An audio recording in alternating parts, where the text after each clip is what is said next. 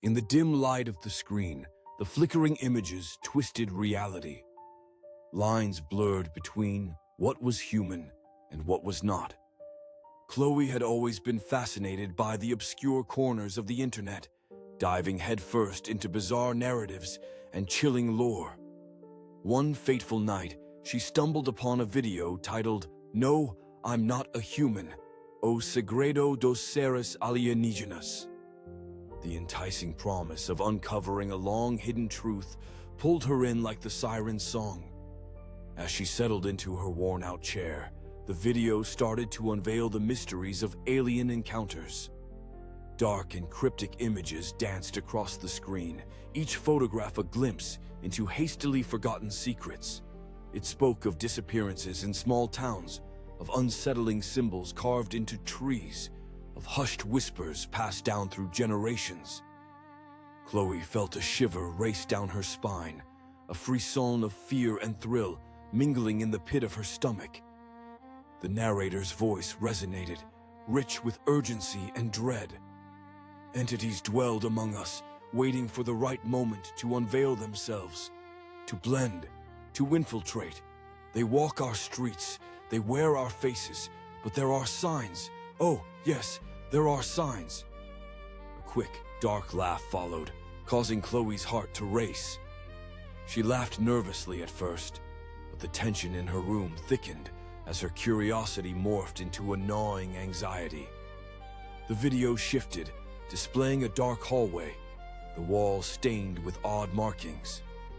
Sally Face, the narrator ventured, a game deeply embedded in the hybrid reality of humanity and those who shouldn't be here.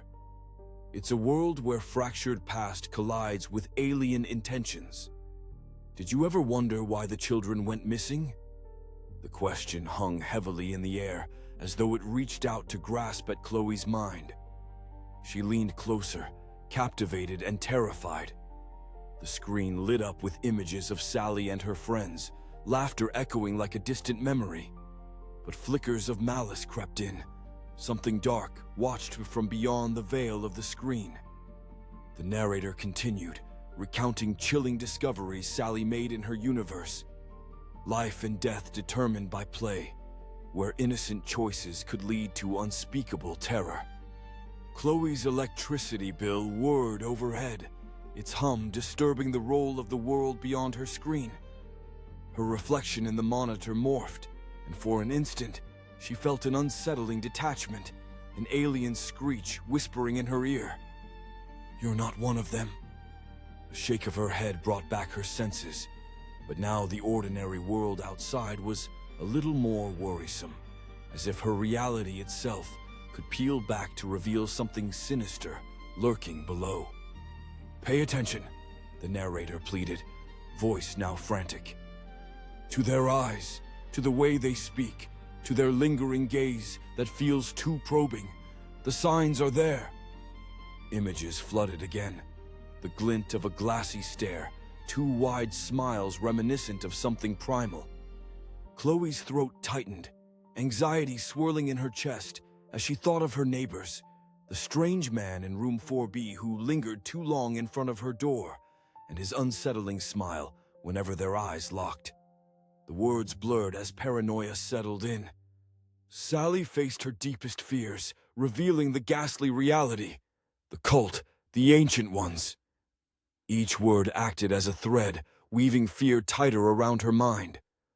Chloe steeled herself, wishing she could pull away, yet entrapped by the incoherent realization of hidden monsters amongst mortals, disguised as friends, as lovers. Then came the echoing terror.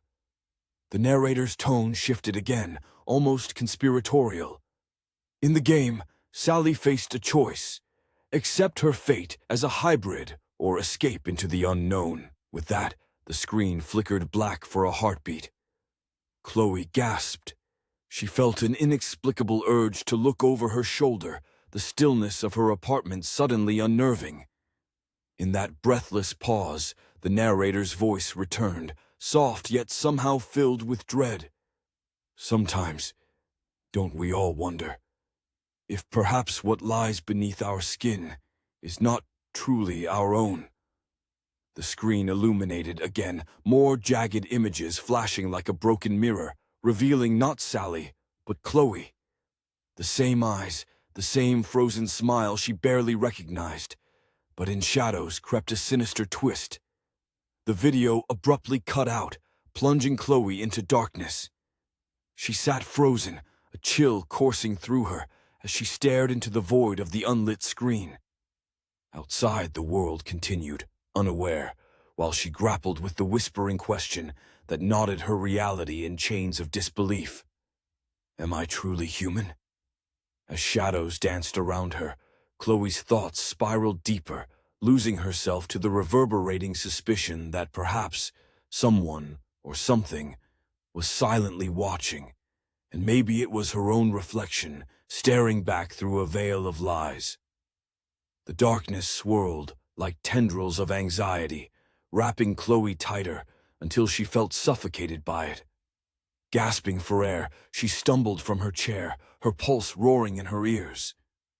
She forced herself to move, to shake off the dread, but her heart hammered like a caged thing at the back of her chest. In the pitch black, her mind played cruel tricks, merging the hushed whispers of the video with the real silence of her apartment. She reached for her phone, trembling fingers illuminating the screen. The harsh blue light felt like a lifeline, grounding her in reality once more. But even this flicker of comfort was marred by an unsettling notion. What if her phone, too, was a window, a passage through which the alien presence could watch her? Frantically, she opened her social media and scrolled through an endless feed of mundanity, searching for something, anything, to tether her to a normalcy she feared was slipping away. But then she stumbled across a post, a grainy image of a familiar street corner, the very spot she passed each day on her way to work. The caption read, "Told you she wouldn't come back, hat missing." The name was unfamiliar, yet something about it gnawed at her, drawing her closer. The phrase, "wouldn't come back," echoed ominously, making her wonder how many others had vanished before the culture of forgetfulness took over the town. Chloe pushed the thought aside as her mind detached from the reality of her isolation. Breathe. Just breathe. After all, she was still here. Yet, as she took a breath, it felt wrong. The air grew heavy, suffused under the anticipation of being watched. A rustling in the hallway caught her attention, a ghostly whisper of a movement that seemed too synchronized, too deliberate. It sent her instincts into a tailspin. Her eyes darted toward the door, the wooden barrier compressing her with an unsettling weight. Should she open it? Investigate? But what if her neighbors were not truly neighbors? Riddled with fear, she backed away from the door, retracing her steps in the cramped space of her living room, until she felt the cool comfort of the wall against her back. The video's voice echoed in her mind, a distorted symphony swirling with each pulse of her heart. The signs are there. Were their signs encoded in the rhythm of her neighbors' conversations? Their unexpected late-night gatherings filled with raucous laughter that felt just a little too manic? The strange patterns in cropped hair or skin that mirrored the unsettling shadows she had glimpsed on her screen? A creeping sensation invaded her spine as she all but fell onto her couch, the cushions enveloping her like a cocoon. Retaliation, she told herself. You cannot run in fear while you're rooted to the ground. Maybe it was time to confront this nightmare head-on. Chloe gathered her courage, mustering the willpower to inch closer to the door again. She would peer through the peephole. She would see if her fears existed only in the recesses of her mind. Feeling weak yet resolute, she squared her shoulders and reached for the knob, the cold metal friends with trepidation. With holding breath, she turned. The door creaked softly as she pressed herself against the wood, pressing her eye to the small circular window. White light flooded her vision, blinding at first. Slowly, shapes began to form. On the opposite side of the door, her neighbors stood in a tight cluster, faces painted in laughter, but their eyes were devoid of warmth, hollowed by something else, a hunger. The air shifted around her, thickening with unspoken words. Each gaze seemed to pierce through her skin and sink into her very being. One of them, the man from 4B, turned his head suddenly, locking eyes with her.